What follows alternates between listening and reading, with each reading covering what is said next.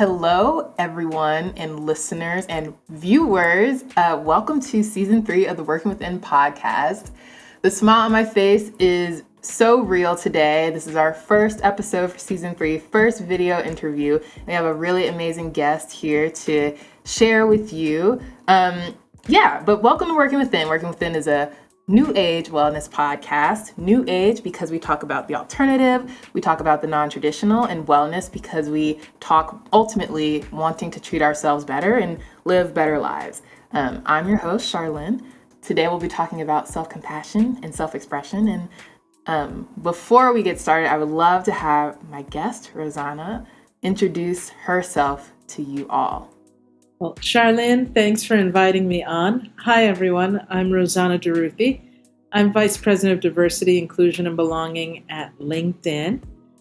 My pronouns are she, her, and ella, a reflection of my Latina culture as a Cuban Puerto Rican who was raised in New York City. I am a Piscean, for those of you who are interested in the zodiac sign. And it probably explains a lot about my own personality and disposition in life. And I consider myself a talent alchemist. I engage in the work of helping people realize their potential through the raw matter of their lives and experiences and culture, all the things that comprise our identity. And I take pride in removing barriers to the opportunities that lie ahead when our identities are perceived as a challenge or different or not welcome. So I like the idea of transforming what's there and making it something greater. And I think that's who we all are in this world. I love that. Thank you for sharing that with us. And to double click on the Pisces, obviously, since this is Working Within, I think that makes a lot of sense to show how universal and like accepting you are. For context, viewers and listeners, Rosanna and I met through a mutual friend. We've had a few chances to talk before this, and what has always impressed me about, I think, how we've gotten along and what I've learned from her is that she just has a very wide understanding of the world, very tuned in to how people relate to each other. And to that end, her role at LinkedIn just seems so appropriate. Ultimately, understanding that her own inner awareness and inner acceptance helps her accept other people. And I just really admire that. So I'm excited that we get to hear from you today, and I get to shoot you with a bunch of questions.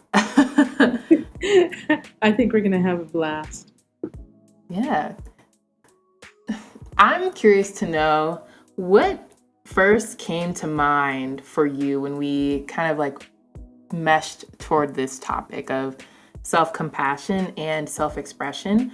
I know in our first conversation, we were talking a lot about self-acceptance, and we talked a lot about vulnerability as well, and how you being a vulnerable person and being more comfortable with your inside parts, your within parts, that has helped you kind of accept some things from your past and also just be really great at your role. And so what came to mind when we finally got to this version of the session that we're recording today? When we had the conversation, I think what stood out for me was how much of what I was taught would make me successful I had to unlearn.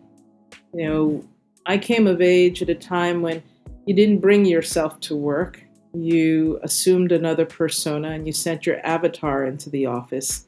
And you hid yourself. You hid those things that made you stand out. You hid those things that made you different from the people who were successful in the environment. You hid, in my case, you hid your femininity and being a woman to prove you could hang with the guys. You hid being gay because there was too much risk at the time in having the world know that about me. I've always spoken the way I speak, and which has led many to say, wow, I didn't realize you spoke Spanish. You don't have an accent. And so sometimes it wasn't even the intentionality of hiding anything, but it was an acknowledgement that what made me different wouldn't necessarily always be valued. And coming into my own and experiencing life and career And I intentionally say life and career because I think there's a fondness to this idea of work-life balance. We have lives, and then we work inside of our lives. So whatever we do, it's inside of one life. And it really has become that one life for me, with this ability to accept myself and be myself and offer grace to myself. And if you start there, you develop the capacity to do that for others as well. So it's really been a journey to acknowledging who I am, a journey to determine what matters most for me, the journey of dealing with reality in an empowered way, not a less than way. And it takes a lot of unlearning to get there. Yeah, I agree with that. And that notion of hiding that you mentioned is very real, and something I think I'm currently learning to unlearn. But it becomes even harder when there are parts of yourself that you can't hide, for instance, skin color. And so it's almost like, there are parts of me that are always reckoned with because they are unavoidable, and that can signal to someone less than. And there are parts of me that you don't even see that I still feel are contributing to some lesser value, some bias, some difficulty that I would have to embrace in the workplace if you knew, or I would have to embrace somewhere if you knew about that. So that is a really hard balance. I so get that. I do. And I think that's precisely why I'm so fascinated with helping people transform, not change, but transform that which gets in the way. We can't change our lives. We can't change who we are. But often the very barriers that we're trying to slay are barriers that are not only created by society, but are owned by us. And so how do we move that first rock by not being a steward over society's depiction of who we should be or what we are or what we are not, but to declare for ourselves who we are and to create that experience of life based on our view, our commitment to what matters, not a commitment to the things we know not to be true. Yes. Yes. Thank you. I'm going to say that every time because thank you for sharing so honestly. And I'm wondering, Rosanna, if now would be a good time to just, you mentioned unlearning earlier, and I'm just really curious, personally, what are some of the experiences that have shown you how to show up for yourself or how to be yourself more? Like, what did that choice look like? I know in our previous conversations, we had the chance to talk through some of those, but if there were one experience maybe that showed you how you can begin to show up for yourself and be who you are, even though you were still learning and unlearning how to stop hiding from who you are, what would one of those experiences be? There were probably so many experiences along the journey, but, each experience reveals a little bit more of the puzzle, is how I've seen it in my life. I think the first experience was probably when I was 16, 17 years old. I went to college at 16 and was on leave of absence by the time I turned 17. And, I was believing that the path to my future would be revealed through my education. My parents were having serious challenges and were on the brink of a divorce.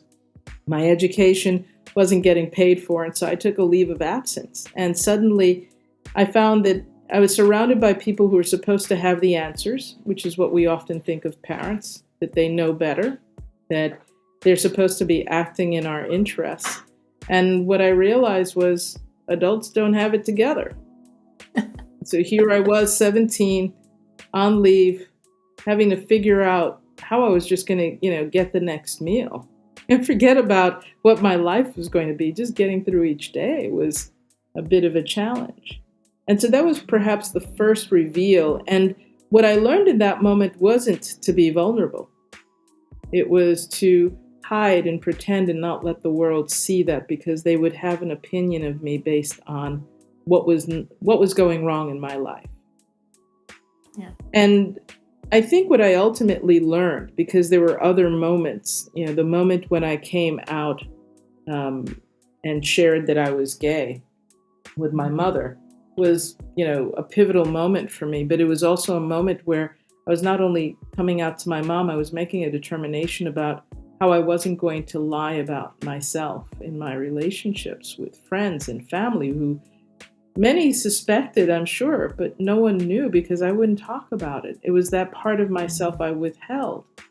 And I tell people who ask me about this work of diversity, inclusion, and belonging, what is it that's most fascinating? And what's most fascinating for me is that when we talk about diversity and inclusion, we're often talking or implying that we have to change things to help others. But the reality is, what we have to do is remove the barriers to being ourselves, because the experience that occurs when we walk into an environment and we feel excluded isn't necessarily that there's something wrong with the exclusion, is that there's something wrong with ourselves. And so I learned that the opposite of inclusion isn't exclusion, it's withholding. At a very young age, we learn to withhold ourselves. When we're upset, we withhold our self-expression. When we're angry, we withhold our affection. When we're hurt, we withhold our love. And ultimately, each time we withhold something from someone else, we also withhold it from ourselves. And so, the big reveal, it could have been when I was close to 40. I was interviewing for my first Chief Diversity Officer's role. And understanding this work of diversity and inclusion, I had to determine for myself whether I was going to come out at work. So up to that point in time, I was not out at work. And I knew the person who was hiring me was gay. He was awesome, an amazing sponsor, mentor, friend, champion, kind of boss you want to have when you're young and you're like wrestling with, who am I really and how is this going to impact my career? And he was just himself. He made no bones about it, didn't pretend, didn't try to pretend, didn't cover anything. And it was a little shocking to me, but it was also very freeing because he gave me the air cover to be myself. And even as I interviewed, I did something I'd never done. I used pronouns about the people, about my relationships. I didn't try to, define it in some very vague couch term. I talked about, my relationship with a woman and our willingness to relocate and what my life was like. And it was perhaps the first time I met myself as a professional. And I became a match for who I was as a person. I can be open and I can be honest. And still the work wasn't done. That's, it's like an exfoliation process. Yeah. You remove all that stuff that you've taken on and worn and committed to memory to start losing it. You begin to disappear the otherness of who you are to just be you. And I became me. Yeah. Yeah, you are you. And I'm it's definitely amazing. Me. Yeah. And see, viewers, and this is what you get, so you're welcome. No. I think it's amazing that almost that top cover or seeing someone be who they are encourages other people to be who they are. And so I think thank you for sharing about how that your interviewer for that role just showed you, for instance, that, hey, it's okay to be me here. That is such a wonderful, validating feeling, to kind of like, it's almost like taking your belt off after a big meal. It's like, that is a really good equivalent. It's true. It's kind of like, it's so satisfying. It's like, yes. Let me out of here. Yeah. So and to your point about withholding as well, that really deeply resonates with me. just moving away, starting work, living on my own has unlocked a lot of things about myself that I didn't realize I was myself withholding about my own sexuality, how I like to express myself, piercings, tattoos, my hairstyle, like so many things I learned subconsciously and consciously from parents, school systems to let go of in order to pursue school, honestly, and like just be good at school. And so even this podcast, for instance, I felt at a time I needed to keep away from certain audiences, like, oh, no one at work can know about this, or this is not a professional pursuit of mine. I can't put it on my LinkedIn profile, for instance. I used to think all of those things. And only through like me working through that with the support of so many other people, and being okay with being someone who is really interested in the spiritual side of life, who loves to be creative. I love the color purple. Like, I love talking with people about really introspective topics. Being okay with being that more publicly has also allowed me to be myself more. And so withholding can be really toxic, and was toxic for me. So what an amazing example you've just shared of transforming into your greatness.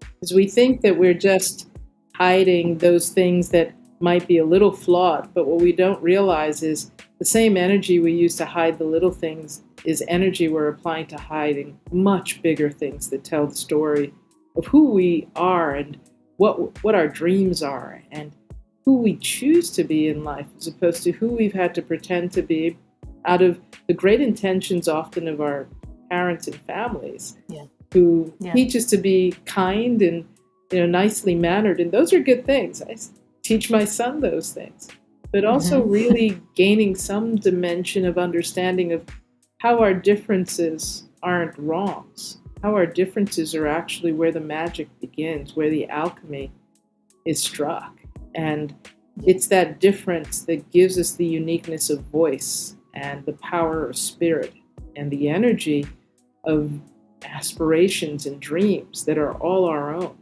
And I think that transformative power of rising to our greatness exists for each and every one of us. We often don't know it exists, we may not see it. And so finding and creating environments that allow us to reveal parts of ourselves to ourselves, I think is just so important. I know that I feel incredibly blessed and fortunate to have that at LinkedIn, working in an environment that really is committed to that. And I'm also not naive enough to believe that every individual experiences that, which is why I take pride in doing what I do, because I want every individual to experience that at LinkedIn. And beyond LinkedIn, I want everyone to have the ability to create that for themselves and to create it for others. Because when we create it for others, that's where belonging happens. They get to belong, and we belong as well. Belonging. Yeah, I think we're gonna have a title switch. What you just shared. We're gonna have to switch the title. Thinking about how we make ourselves belong, how we let ourselves belong, how we create environments to let ourselves belong. Anyway. Yeah, I mean, I really think belonging is something one person creates for another, but I think you raised something really, really powerful, which is, do we allow ourselves to belong?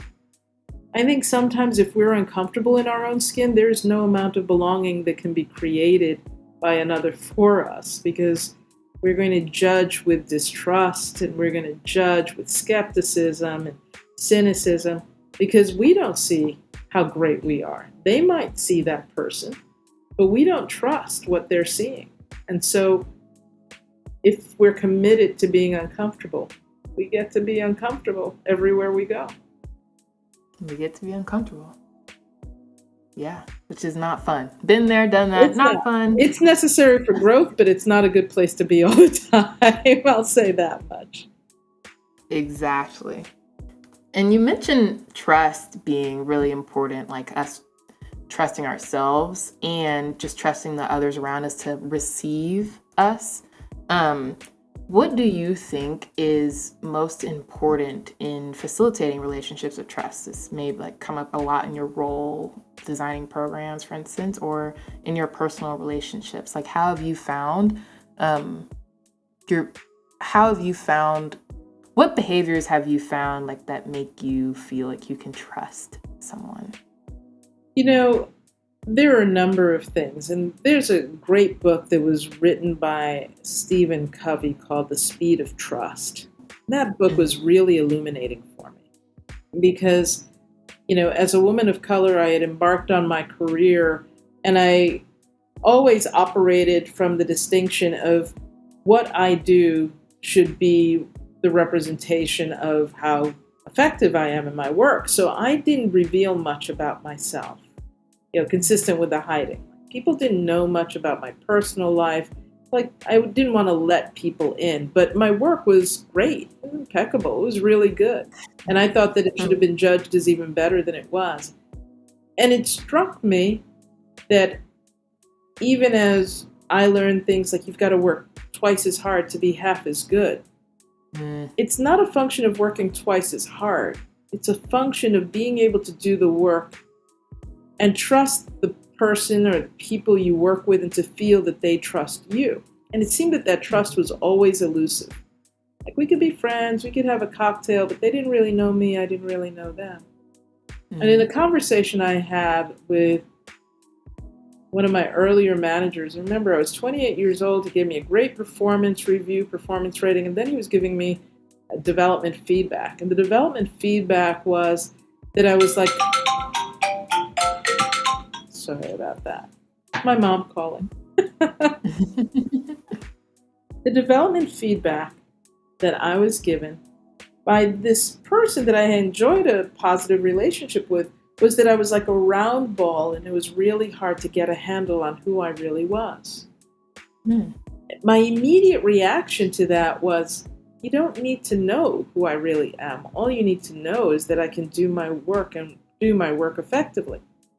Yeah. And that conversation in my head, because I didn't speak it out loud, was loud as day. Like, I can hear it in this moment. It's one of those conversations with myself that I've learned probably shouldn't have been happening much later on. But it was years later that I recognized what he was saying.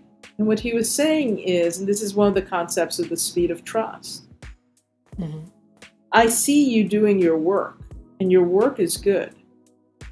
But who are you really? What drives you? What inspires you? What is it that's motivating you? We've heard it referred to as the content of your character. I wanted him to trust the character just showed up. You could believe it or not choose to believe it. But beyond the content, what he didn't have was a context for my character. He didn't know whether I really had a commitment to what I was doing or whether I was going through the motions. He didn't know what would make me happier in my job because all I was about was doing the work. And it just dawned on me that, the power to build trust first comes by the willingness to give trust. Like, if in a world where we expect people to earn it, they're always going to break our hearts. There's always going to be something they screw up with because as human beings, we're not perfect. We're flawed. And so if we're looking for perfection, the trust will never be found. So being gracious enough to be willing to give trust and being willing to accept that people will make mistakes. The second thing is the unlearning that you can only earn trust. Like, if I give you trust, Charlyn, one of the powerful things about it is it's for you to do what you do with it. If I'm making you earn trust, then I'm going to create distrust with you because you're going to feel like there's always a moving line. There's something more that needs to be done in order for that trust to be true and verifiable. And so even as I'm beginning to trust you, you're going to begin to distrust me if that trust was even present. And so trust can't go just in one direction. It really operates bidirectionally. It's a two-way process. And I think most of us are believing that it's earned. I think trust is a lot like pregnancy. Granted, only women can get pregnant. And the reason why I say that is because you're either pregnant or you're not pregnant. You either trust or you don't trust. And we spend a lot of our lives walking around justifying how much or how little we trust someone, as opposed to just recognizing when there are people in our lives that we trust, they can make the biggest mistakes. We're going to get upset with them and we're going to expect them to fix what they need to fix, but we're still going to trust them. And when there are people we don't know really well and they do something that offends us or strikes us as the wrong thing or not what they should be doing, we don't grant them the benefit of the doubt. We just confirm that we need to distrust them. And so trust doesn't exist in a little or a lot. It just exists or it doesn't exist. And any conversation we have about, I trust, but is just another way of saying I don't trust. Yeah. And when you don't, how can you feel safe and feel like you can be yourself and build reciprocal relationships? Yeah. And psychological safety is premised on our behaviors, but it's also premised on the idea that we're striving to have everyone win. And if I'm not feeling psychologically safe, I'm not going to trust. But if I'm not feeling psychologically safe, even when another person is doing things that I could trust, I'm still not going to trust. Yeah. So we have more power over how others trust us than we imagine. We certainly have all the power around how much trust we extend to others. And sometimes it's just the ability to have confidence and trust in our own judgment about trusting another. Like, if someone else does something that they shouldn't have done, that's on them. Like, I can forgive that. But I think as human beings, and certainly when I was younger, I wasn't that forgiving. I just used to write people out of my life. So a lot of dead bodies, as I term it. Like, you screwed up, you failed the perfection test, I can't trust you, you're not in my life anymore. Yeah. You don't have I found life can feel very empty when you're looking for ways to disqualify people from the trust thing. I needed to hear that. One.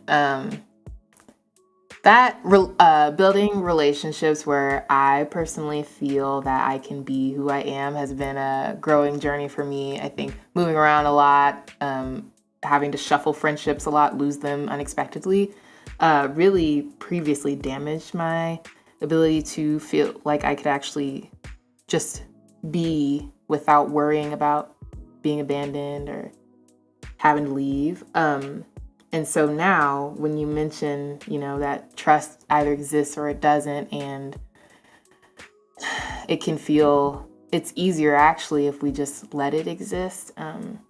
I needed to hear that because I definitely fall into that perfection category in many ways, especially when I'm thinking about who to keep around, just because I almost have this like survival kick thinking about the people I share with around me, but that has not helped me. So it's helped me sometimes, but not holistically. And I that's a really helpful lesson for me to hear from you. How powerful though to hear your awareness around that. Like this, the self-awareness of who we are and how we behave isn't anchored on being right or wrong. It's anchored on, so what's true about this moment? What's true about what I have, and what's true about what I'm giving or not giving, and just being responsible for all of it.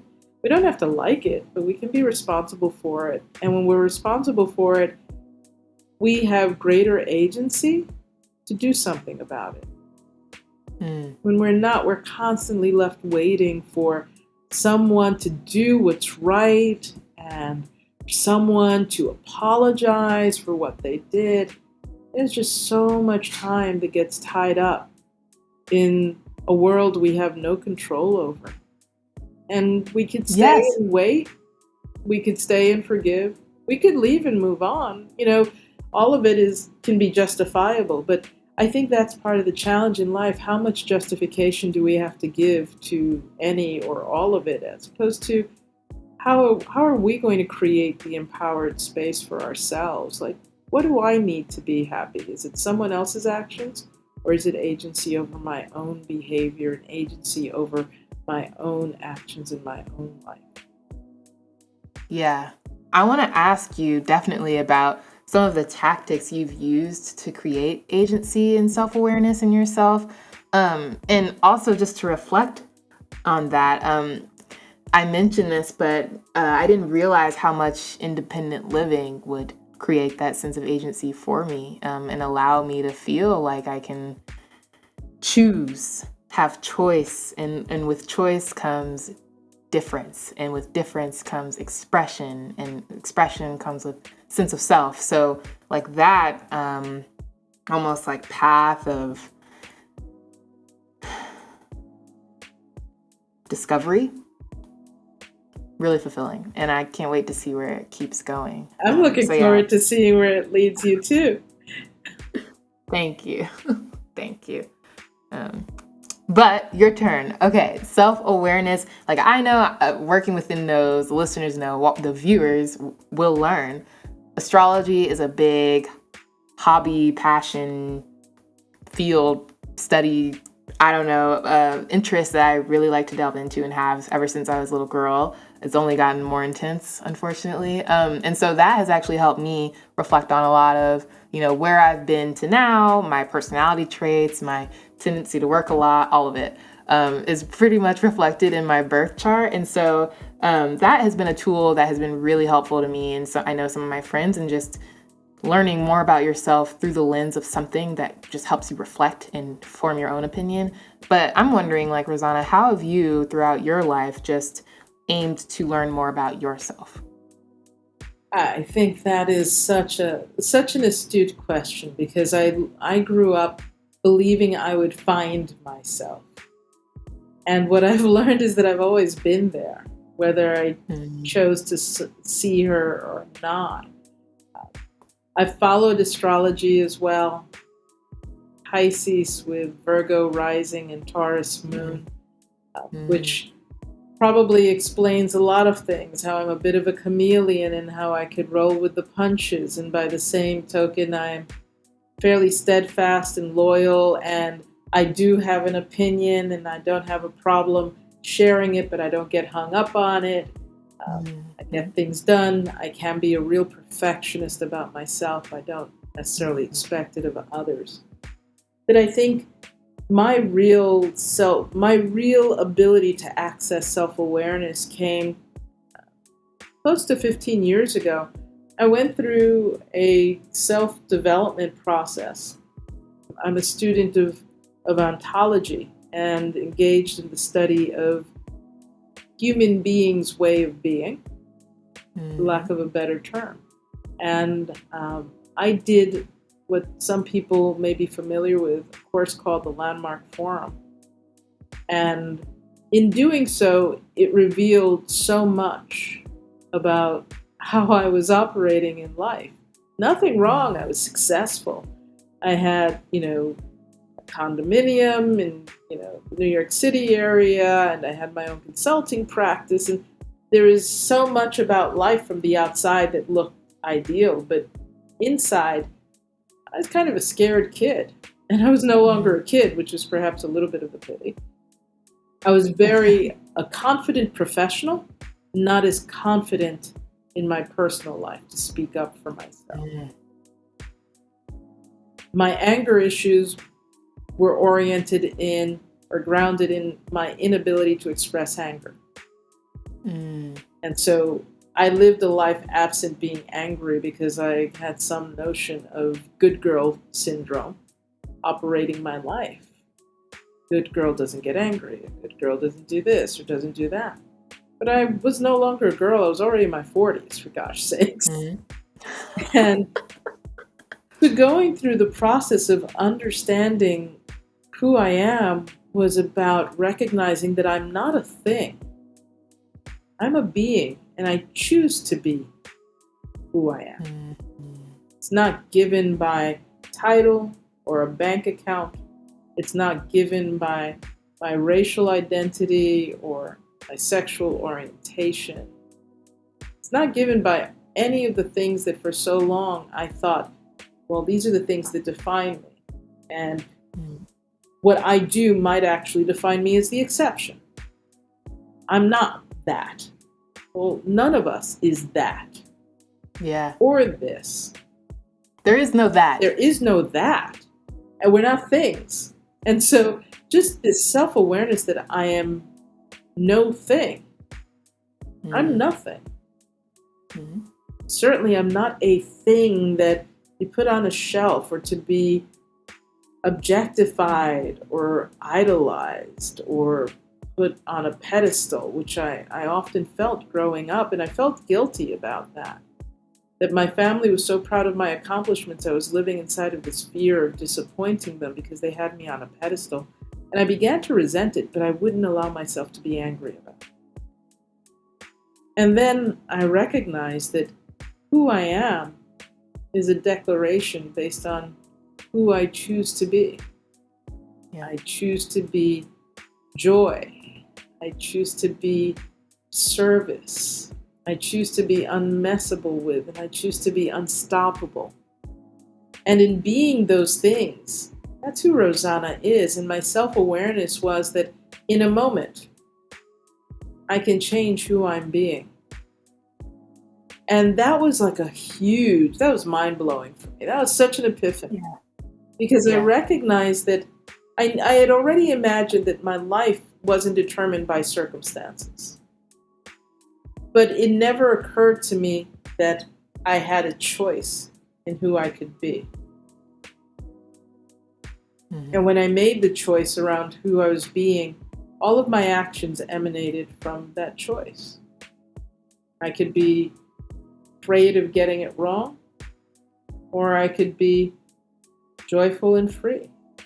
I could be afraid that I didn't get it right, or I could just be accepting and at peace.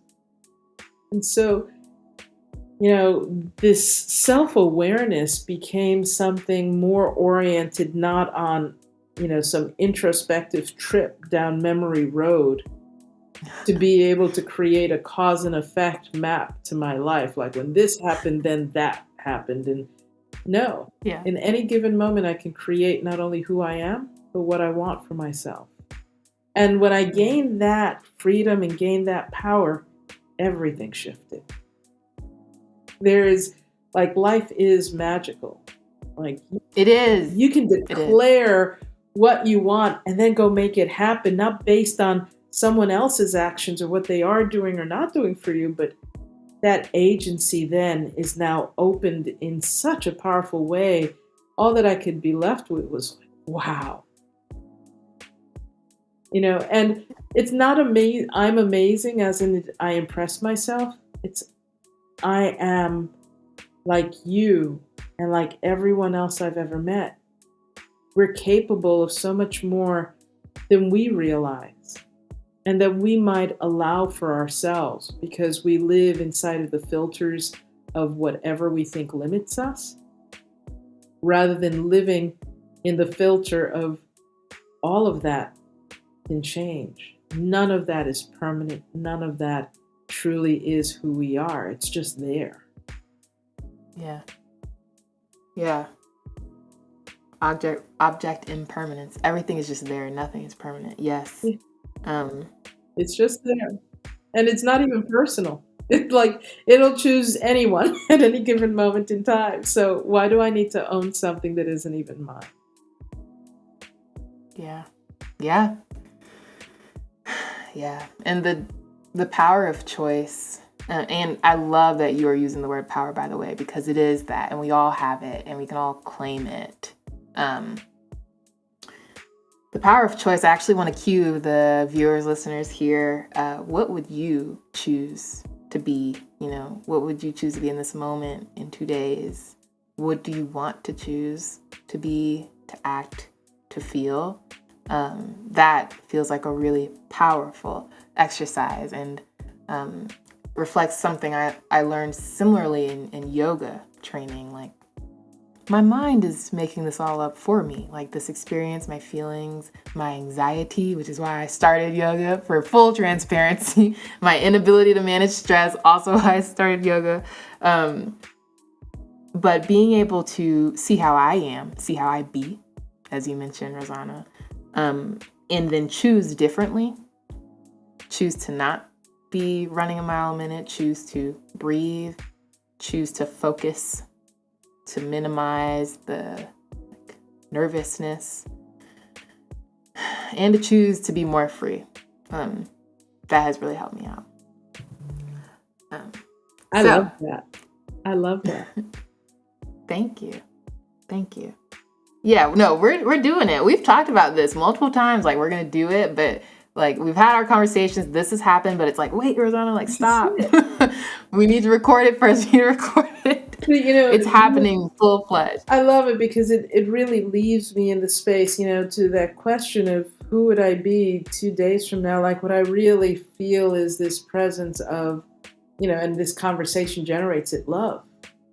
The love for each other, a love for the possibility that we bring to the world, a love for this moment. There's so much written about what's wrong with this moment. And I'm not going to disagree. But what would happen when we start writing about what's beautiful about this moment?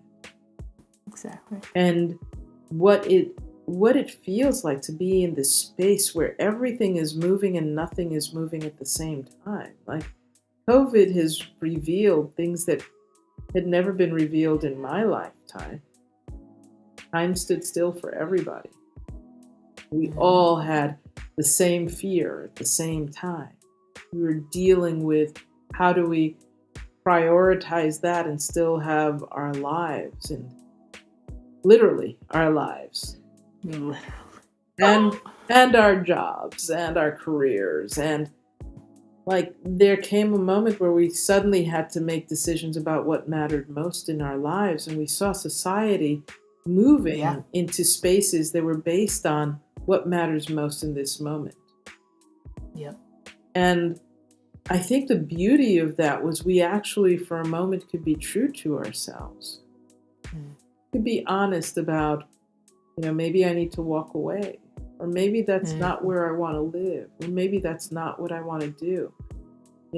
We talk a lot about the great reshuffle, the great resignation, is what some term it. At work we call it the great reshuffle, where people are moving from one place to another physically and from one job to another. And in the process of doing so, they're choosing what they really want. It's a little bit of that, what would you do if you weren't afraid conversation that we've all gotten to visit with, and many of us have acted on. So if I were to choose, who I'm being, who I'm going to be, it would be joy and love. Because I feel that in a world where we focus on deficit, we're not experiencing the joy of the present. There's still things to be joyful and about, and a lot of gratitude for that. And love is something we all can use. And when we feel love, that in and of itself has its own transformative effect on how we respond. Yes. When you feel love, it's hard to be angry.